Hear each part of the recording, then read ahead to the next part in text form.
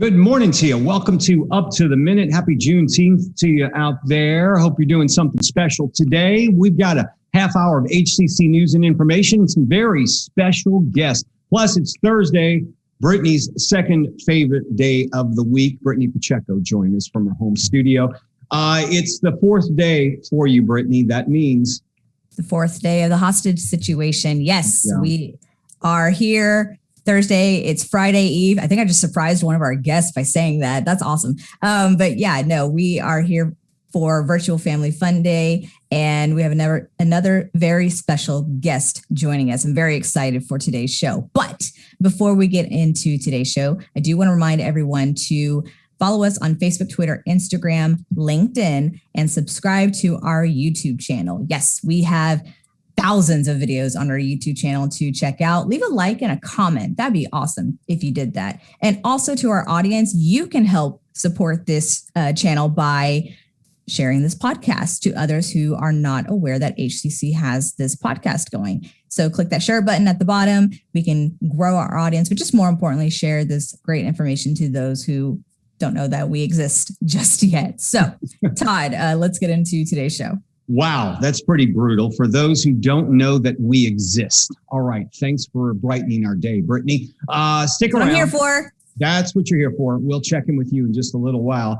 We've got a couple of special guests. It's Thursday Virtual Family Fun Day, and we've got Dr. Frauke Josenhans, who's joining us from Rice University. She's the Associate Curator of the Moody Center for Arts. Good morning.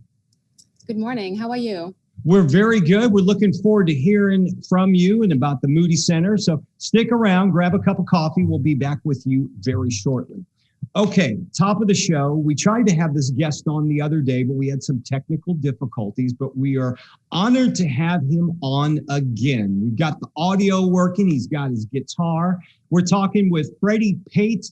He's a country western recording artist. Freddie, are you in the Houston area? Well, I'm actually near the Beaumont area. I live in Nederland, Texas, but I'm from Los Angeles originally, and I moved to Houston back in 75. I spent about 20 years there, 25. And then I moved to Louisiana for about 30 years, and now I'm back in Texas. Back in Texas. Where all God's children should be. Absolutely. You got here as quickly as you could. That's right. I want to ask you about a few artists because we talked about this the other day, but sure. You've had a chance to work with some legends. We're talking Johnny Cash, Conway Twitty, Loretta, Lynn, and Willie Nelson, to name a few. And maybe you can, it's funny because I was previewing your segment last week on our Friday show, and we've got a young guy on the show. His name is Frank. And when I mentioned Conway Twitty, he stopped me and he goes, "That's a real guy?" And I said, "Yeah." And he goes, "I thought he was a cartoon character just made up for Family Guy." I said, "No, it's a real artist, Conway Twitty." Boy, generations, huh? I'm telling you, and they associate, because I'm not sure if you're familiar with the Family Guy segment, but they just break into Conway Twitty, I think, singing "It's Only Make Believe," and then they cut away from him, and they all have weird looks on their faces. Yeah. But he really was a true artist. An incredible artist as well. Yeah, and Conway had actually more hits, more number one records than the Beatles. That's, when you think about that, that's amazing, going up against the Beatles. It is. What was your connection to them? Did you write songs for them? Did you work in the studio for them? How did that work? Well, most of the guys that I've worked with have been in a live situation where my band either opened for them, or we were in a backup band that backed these guys up when they didn't have their bands. And I don't think people understand how that used to work, because artists would come to town and there would be session musicians many times that when they'd go on these tours that would join in with them and play their music as the backing band. And then when you're starting out, even big names, when you're starting out, you don't have the money for a bus and a band and the salaries and all of that. So the artists would come to town by themselves, and, they would send us the material and we would rehearse with them like the afternoon of their show and then play that night. So I want to ask you about two names. Of course, Willie Nelson still with us, still a legend. Yeah. And can you believe he's still touring? I know his voice has taken a bit of a hit, but he's still touring. Well, yeah, and yes, I can believe that he's still touring because I just celebrated my 64th birthday last week. And listen, I'm going to do this as long as I can. And I've already made plans that even if I can't stand, they can wheel me and I can still hold my guitar and sing. Hey, Phil Collins is doing that nowadays. He's touring with Genesis and he sits through the whole performance, but he still sounds incredible. Well, that's what I told somebody just the other night. Look, if it's good enough for B.B. King to sit down on a stool, then I can do it too. But yeah, Willie, Willie, they had a contest, Willie Nelson. And it was called the Willie Nelson Wrangler Showcase or something, and we won it in Houston. And so we got to go to Austin for a week, literally, and just kind of hang around with Willie while we filmed the TV show. Wow. And it's just an incredible experience. I mean, and, you were talking about his voice and all that. I think his extracurricular activities might have something to do with it. Yeah, that kind of wears down on the lungs and the but man, Willie is literally a national treasure. Oh, he sure is. Johnny Cash, in person, he always seemed like a nice gentleman on camera and in performance. Behind the scenes, still the same way? Yeah, John. I did a show with Johnny Cash at the Astrodome. Wow. In fact, let's see, Eddie Rabbit was on that show. But got a chance to visit with Johnny, literally for maybe 3 or 4 minutes. But he was just as gracious and just, he was like he was on TV. Yeah, and those were back in the days when everybody, if you made it big in the show business, you got your own variety show. And, he had one of the biggest ones for quite some time. Oh, yeah, for sure. And, for a guy like me, for a young man like me or a young kid like me, seeing my heroes like Glenn Campbell and Johnny Cash and their success, not only in the country music field, but on television as well, was really a big inspiration. We never missed it in our house at all. We're talking with Freddie Pate. And Freddie, you've won Texas Country Music Awards as Guitarist of the Year, one of the top 20 certified South Louisiana guitar greats. And your record, All Watered Down, was on the Texas radio charts. You've got your guitar with us. You're going to play a little piece of music for us? Sure. Before I get out of here, though, we've got a brand new album coming out within the next month or so. George Jones has been a big hero of mine for a long time. I had an opportunity to work with George several times as well. And so we're releasing a George Jones tribute album called The Gospel According to Jones. Oh, wow. And so Butch Tinker and I wrote a song for the album, and it's called The Possum's Last Song. Them youngins, they don't know good music or the hard times that led to them songs. No money, no fame, no fortune, or a loved one that's gone and done you wrong. There once was a man they called Possum, and he wasn't much different than me. The words of his songs, man, he lived them. And we proved misery loves company. Each time he stopped loving her today, it's played on a jukebox or stay. Oh, Hank and Lefty and George, they live on. In the words of the Possum's last song, You know Merle and Buck and old Waylon. And even Daryl and Keith Whitley too. You know, they all gave us a lifetime of great music and helped me through the sad times that I've been through. But the soundtrack of my life has always been sad and slow, and it wouldn't be the same without old George on the radio. Each time he stopped loving her today, it's played on a jukebox or stage. Oh, George and Hank and Lefty live on in the words of the Possum's last song. In the words of the Possum's last song.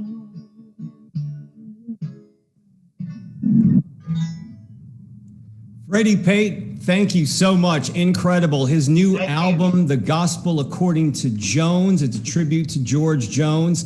I love the way you start off the song and you just throw it out there. The kids today don't know anything about good music. Yeah, that's right. Them youngins, they don't know good music, and that's a true story, man.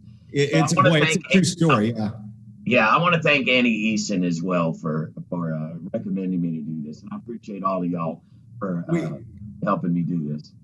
You can find him at FreddiePate.com. We will have the link to his website in the social media post for the show. Pleasure talking with you, Freddie. Thanks for joining us. Thank you. God bless y'all. Thank you so much. Uh-huh. Of course, we have a music program here at HCC. You can learn to play music, maybe get out and try to write some great music like Freddie. We'll give you the link to our music program in the social media post for the show.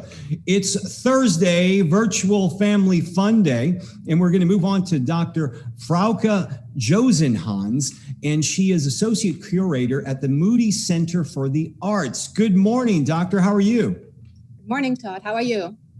I'm great. Want to talk about the Moody Center for the Arts, and just this month it's opened with its summer exhibition. But maybe you can talk to us about some, a lot of folks are still feeling a little bit uneasy about getting out in public.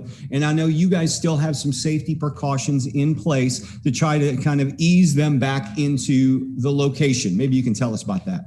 Yes, I'd love to. Thank you. Yes, so the Moody has been open since last fall. And we provide a very safe experience, a very safe environment to experience art. So we follow Rice University's guidelines. So of course, we ask people to keep a safe distance when they come visit, but we have a lot of open gallery space. And the summer exhibition is both indoors and outdoors. So it's really a wonderful way to really experience art without being in a crowded space. And we don't require masks from vaccinated people. Okay. We have very friendly staff at the visitor desk. They always help to explain that to people, to our visitors. When they arrive this summer to come see the Moody Center, tell us about the exhibition they'll get a chance to experience. Yes, so this is really an exceptional exhibition. It's an exhibition with a Brooklyn-based sculptor. Her name is Brie Rouet.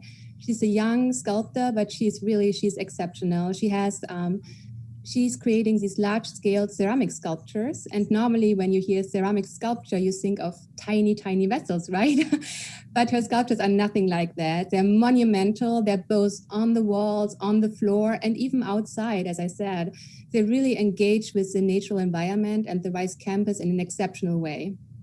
And this, from what I'm reading in my notes, this type of installation, it's site specific, meaning I imagine she built it around your site so that people could experience specifically for the Moody Center. Absolutely, yes. So this exhibition has been a long time in the making. It was supposed to happen to open last summer, in the summer of 2020, but you know what happened. So we're doing it this year, but we could bring the artist to Houston, to the Rice campus, and she was working with us over 2 weeks, really installing the exhibition. So we shipped many of her sculptures from Brooklyn here and even from Los Angeles. And then we worked with the artists to dig holes in the grounds, to create these mounds, these huge mounds of soil, of gravel, of rocks. And on top of these mounds, you have these ceramic sculptures. It's exceptional. Nothing, you don't see that very often in other museums. Yeah, I mean, have the artist come in and actually work with people to build her, exhibition. That's incredible. You have something you term interdisciplinary character of the exhibition. What does that mean exactly? Right. So, that's really the mission of the Moody, to make these connections between the visual arts and other fields. So you don't need to be an art expert to come to the Moody and experience our exhibitions. It's really, I think this exhibition in particular, you can look at it on so many different levels and make connections to yourself, to your own experience. So Brie Rouet, the artist, she really reflects on the use of our relationship with land and with nature. Although she's based in Brooklyn, she spends a lot of time in Nevada, in New Mexico and Southern California as well. And so this relationship to the land, it's really something that comes through in her work. And it's also, you can think about the exploitation of land, how we leave traces on the earth, and that's all echoed in her own sculptures. But you can also think about our very own relationship to the space we are in. So it's such an interesting exhibition because you can look at it on so many different levels. You also have some things coming up in June. I was looking, also reading through my notes, and we do a segment with the Jung Center of Houston once a month here on the show. And it looks like you guys have something coming up revolving around a workshop on meditation with them. Yes, absolutely. Thanks for mentioning that. We have a really exciting program in June. So again, thinking about the interdisciplinary character of the exhibition, we wanted to propose some programs that make these connections. So we reached out to Alejandro Shaul, the director of the Mind and Body Center at the Jung Center, and he proposed to guide a workshop around meditation and the connection to the earth. So we're doing 3 sessions with him. We had the first session last Friday. There will be another session this Friday, June 18th. And then the last session will be on June 25th, and it's from 4:30 to 5:30, and it's taking place in the exhibition gallery, so it's cool and nice, so not outdoors, but in the exhibition galleries, and the participants will sit next to these mounds of gravel and soil and next to the ceramic sculptures, which is really a unique experience. If you want to take part in these workshops, do you need to sign up ahead of time, go on your website? How would that work? Yeah, so it's very easy. Just go to our webpage and you will find the program online and you can register. But we also invite people, if they happen to be around that afternoon, to just join, because it's a really open workshop for young, old people who have done meditation in the past or who haven't, but just people who looking for a safe environment, just to calm down and to connect and to breathe as well. Yeah, we all need to take a moment, and meditation always comes in good these days, at least, after what we've been through for the last 15 months. Let's talk about Sheila Hicks. You have something going on with a monumental textile work with her? Yes, so another exciting installation to experience at the Moody Center for the Arts. And I just also want to mention that both the summer exhibition and this installation, it's really something for families as well. I mean, I have a 3-year-old son, and he just loves to come to the Moody and run around these mounds of dirt and gravel. And also the Sheila Hicks work, he loves it because it's so colorful. So Sheila Hicks, she's an American artist who has been living in Paris since the 1960s. And she's really a pioneering artist for fiber art. And she has shown her work around the globe, in Japan, in South America, at the Venice Biennial. She had a major retrospective at the Centre Georges Pompidou in Paris. She's really a major artist. And so we're showing one of her really monumental fiber sculptures outside the Moody. So again, it's a work that can be experienced in a very safe environment outdoors. And it's this wonderful column that is hanging from the architecture, from the Pittman oculus at the Moody. So right next to our entrance, it's really, you can't miss it. And it's so colorful and playful. You can walk around it and really admire this very joyful play of colors. So you could bring the whole family. Children will get a joy out of this as well. Absolutely, yes. I mean, speaking for myself, as I said, my son loves it. Now, if someone wants to visit the Moody Center, would they need to go online and register first? Do you suggest that, or how does it work? Do you just show up? What's the best way to do that? Just show up. We're free and open. We are open Tuesday to Saturday from 10 a.m. to 5 p.m. We don't ask people to reserve the ticket in advance. Okay. Our doors are open. So just come by and look at our summer exhibition and the Shayla Hicks work. We've been talking with Dr. Frauke Josenhans. She is the associate curator of the Moody Center for the Arts over at Rice University. Stop on by. If you're interested in checking them out, we'll put a link to their website in our social media post. Thanks for joining us, Doctor. Thank you so much. All right. Bye. Bye-bye. Thursday virtual family fun guest. And of course, Brittany Pacheco joining us once again.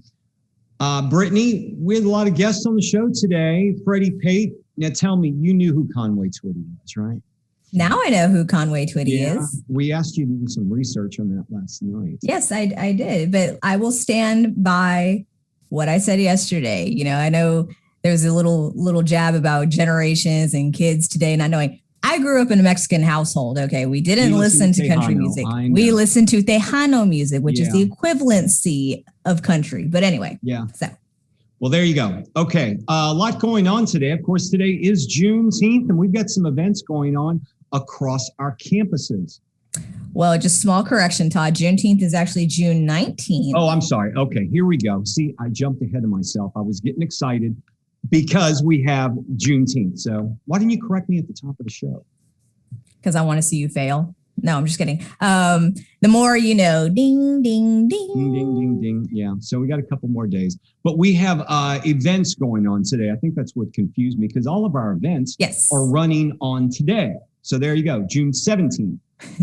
So we do have events going on, as Todd did mention. A lot of them, most of them, all of them today, as students are back on campus. So you have a better reason to gather because of Juneteenth. It's a very historical moment in our nation's history. So we've got several events across the district happening, all thanks to our student life who put together food, fun, music, and historical reflections. Stafford is happening from 11 a.m. to 1 p.m. Coleman, Central, Northwest at A-Leaf Hayes are all happening today from noon to 2 p.m. And then finally, our West Loop campus will be having their events from 5 to 7 p.m. today. So I mentioned before, go follow our HCC Student Life on their Facebook and Instagram. That way you are up to date with what's going on across the district with our student life. Okay. Music to our ears. We have summer audio workshops going on. Learn how to make music with HCC professor and Ableton certified trainer David Sharma. The workshops include music theory, creating beats, and sampling along with remixing. That's from 10 a.m. to 2 p.m. Saturdays throughout the rest of June, June 19th and 26th. Juneteenth on Saturday. There you go. That's going to be happening. It's a free workshop. We'll have the link for the registration in the post after the show. Okay, a tip of the chef's hat. Culinary Arts Department is partnering with the India House, Brittany.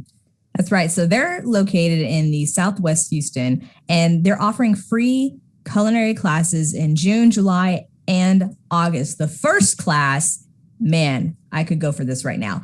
The Perfect Chocolate Chip Cookie by Chef Katie Rangel.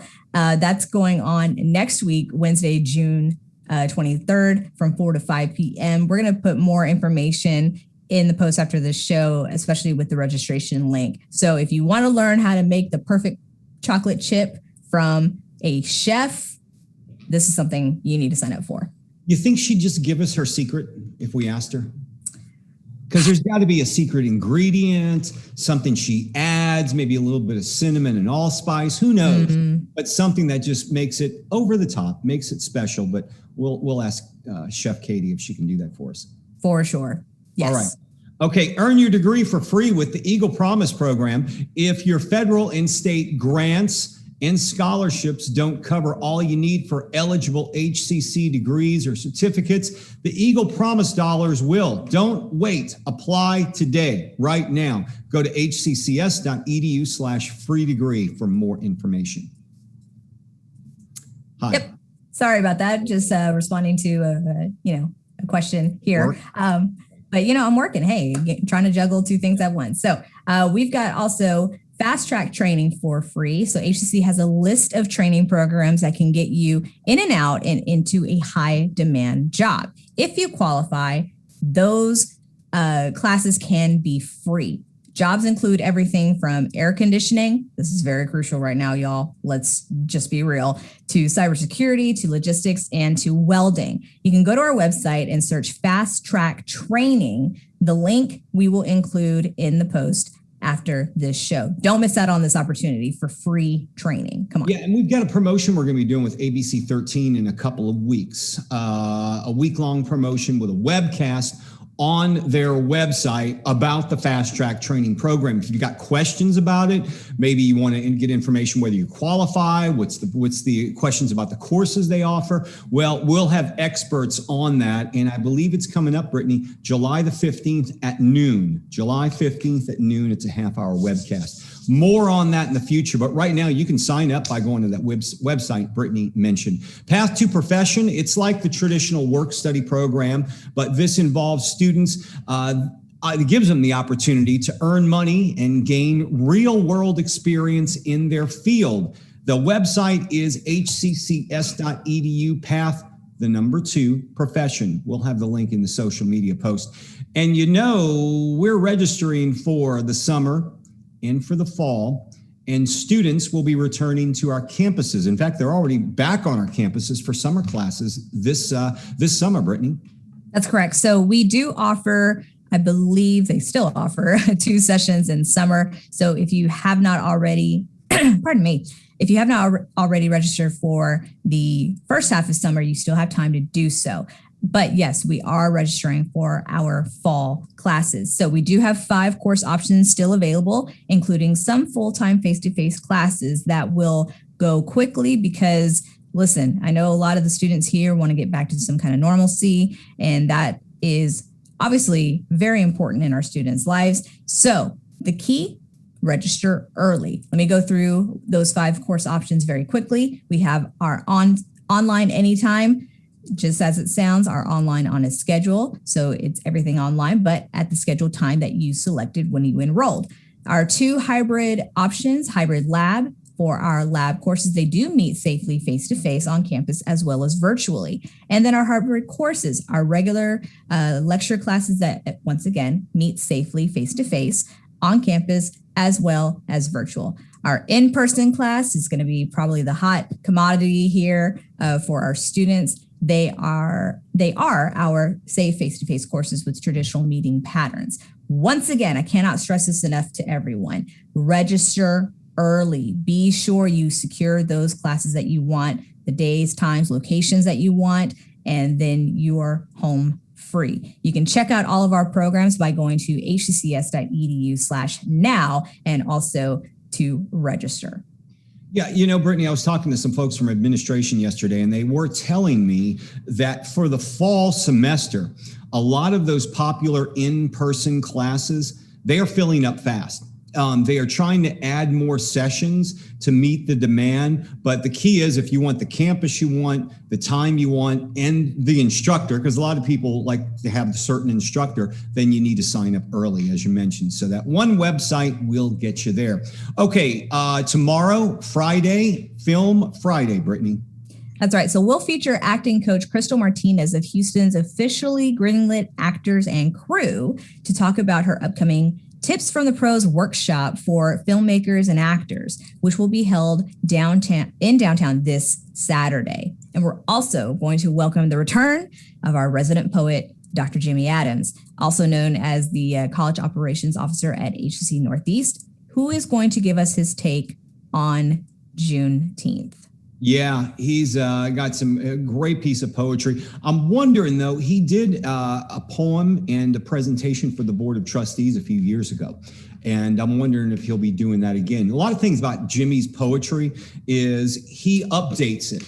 So it may be something he wrote 5 or 10 years ago, but he'll bring in some things from current times. So I would expect he'll have a lot to read tomorrow. So we'll look forward to hearing from Dr. Adams tomorrow. Okay, Brittany, you're not here tomorrow, right? I am not. Okay, Brittany's not here. Frank is back in the house tomorrow. Frank Cooper. We'll see him on the show. We'll see Brittany next week. We'll see all of you tomorrow, 10 a.m. live here for Up to the Minute.